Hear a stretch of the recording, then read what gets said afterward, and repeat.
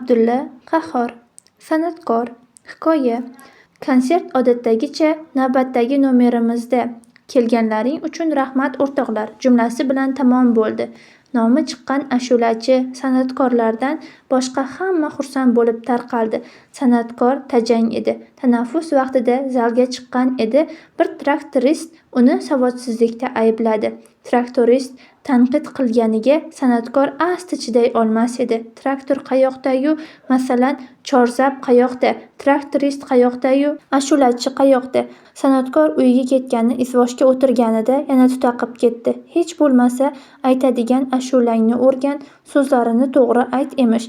Nimasini bilmayman, nimasi to'g'ri emas. Meni shu vaqtgacha muxbirlar, yozuvchilar ham tanqid qilgan emas. San'atning mashaqqatli dovonlaridan o'tdim. Hech kim tanqid qilgani yo'q. Tanqid qilish qayoqda? Hech kim meni og'ziga ham olmadi. Endi bir traktorist tanqid qilar emish. San'atkor izvoshchini hayron qoldirib, o'zidan o'zi g'o'ldirab borar edi. Uyda xizmatchi ovqat qilib qo'ygan ekan, san'atkorning tomog'idan hech narsa o'tmadi. 2 piyola choy ichdi xolos. Unga turib nasha qilar edi. Ashulani buzib aytar emishman. Tovushim yomon bo'lsa, nega plastinkaga oldi? Tanqid deganiga endi bu kishining ham tanqid qilganlari kelibdi. Amali traktorist. Obbo! O'qishga bordingizmi? Dedi xizmatchiga qovog'ini solib. Bordim. Xizmatchi 2 haftadan beri maktabda o'qir edi.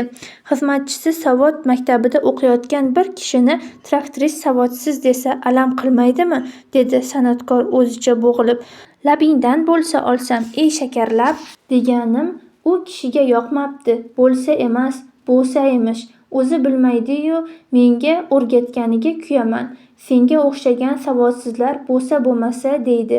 Artist madaniyatli odam. Gapni adabiy qilib aytadi. Bo'lsa bo'lmasa deydi.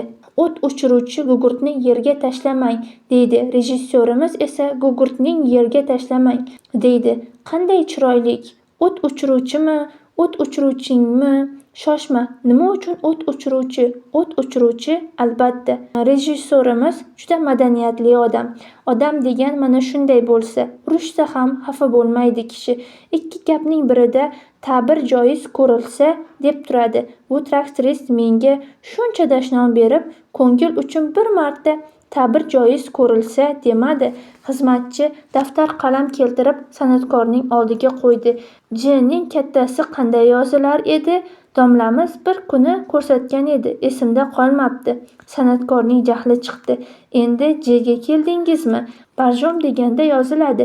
Kechagi barjom og'zi ochiq qolibdi. Gazi chiqqandan keyin bir pulga qimmat. Siz ham dunyoga kelib madaniyatli bo'lsangiz-chi, burningiz terladi. Arting, ta'bir joiz ko'rilsa. San'atkor o'rnidan turib yotoqqa kirib ketdi. Bilasizmi, dedi xizmatchi narigi uydan. Nima edi? Jning kattasini ko'rsatib bermadingiz. Ertaga domlam so'raydigan edilar. Qanaqa yoziladi? Kichigini yozib, qattiqroq o'qing. San'atkor yechinib ko'rpaga kirdi. Xizmatchi chiroqni o'chirib chiqdi. San'atkor ko'zini yumdi. Ko'ziga g'ira-shira qorong'u zaldagi son sanoqsiz kallalar ko'rindi. Bular ichida eng kattasi traktoristning kallasi. U iljayar edi.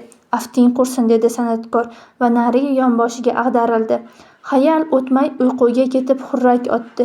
Uning xurragi ham nechukdir adabiyroq edi. Pluq qum pir, pluq qum pir.